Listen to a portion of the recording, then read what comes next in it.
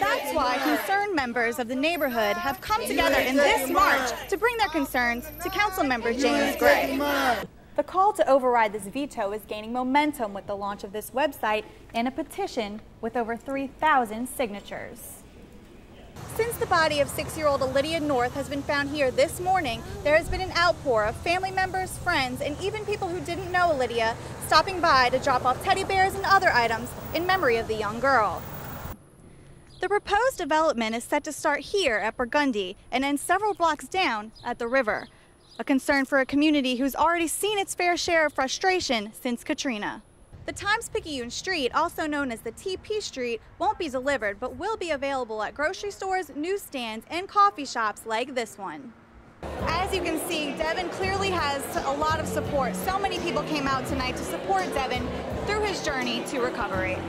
Colleagues of Officer Rodney Thomas have put together this memorial here in memory of his service in the 2nd District. Local leaders, churchgoers, and even people from across the country have gathered today to pay their last respects to a pastor who's deeply impacted this community.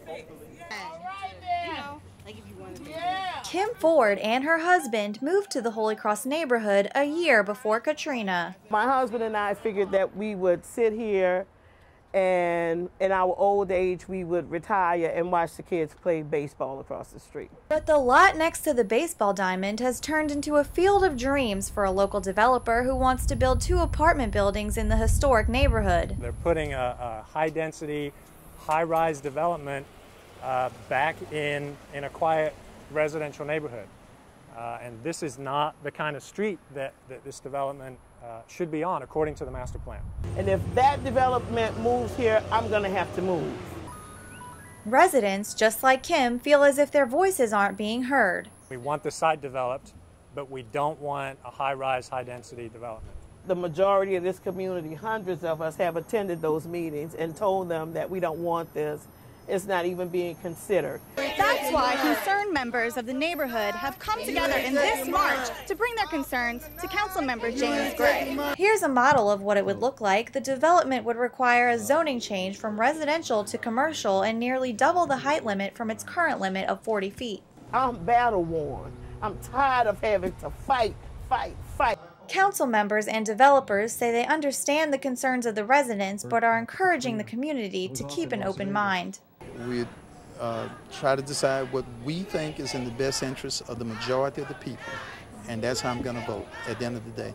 The development is still in the proposal stage. Representatives from the developers say they are listening to input from the residents about how they should move forward.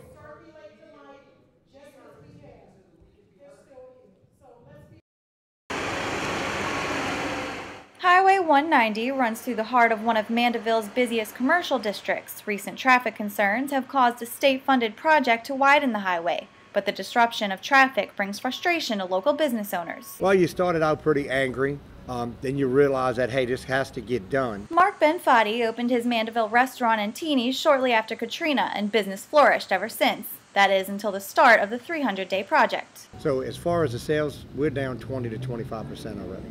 I've spoken with many businesses over in this area, and a lot of them are suffering pretty substantial. Overall, it's affected us because of the traffic delays and because of the simple fact people want to avoid the area. The $11 million project was scheduled to end in February, but 2 major errors made by the contractor have delayed completion to June. The extra 3 or 4 months are really going to be a negative impact on our business. That's why some merchants brought their concerns to City Council. I think they're hearing what we're saying. I don't think there's a lot of control of what they can do to speed up the process. They're all looking into some ways to maybe expedite the process, but not very hopeful. The Mandeville City Council recently approved more relaxed sign laws that allow for businesses to set up signs like this in order to direct more traffic to their establishments. I'm sure it does help, but the problem is once people get to this area, it's such, they kind of frazzled. They're just looking to keep going where they were heading. While the frustrated business owners are sticking it out, Mandeville residents are also anticipating the changes. Well, it's always been a very, very congested area, and I think with the construction work, hopefully it'll get better. As for Beth Seaman, she chooses to stay positive, awaiting completion. We're here, we're not going anywhere. It's going to be great for business when all 4 lanes are completed, But from now until actually the end of next June, you know, we're going to stick it out, and we just need their support. Reporting from Mandeville for North Shore News, I'm Kristen Durand.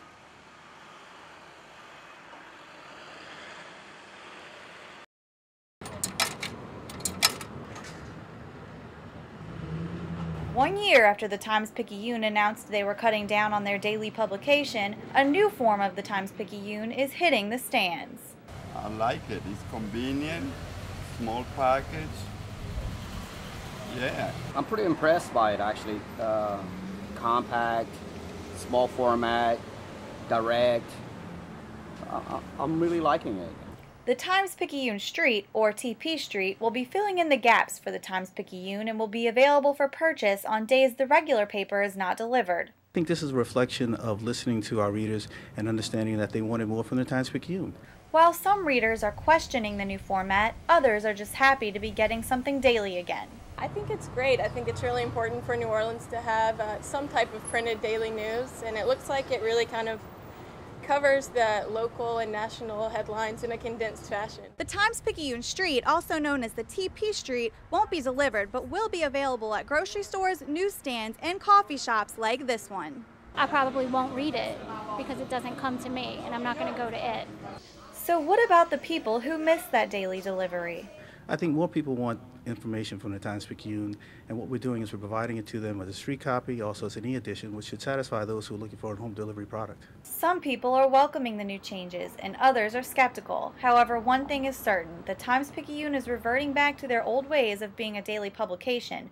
Whether or not they will go back to delivering daily remains to be seen.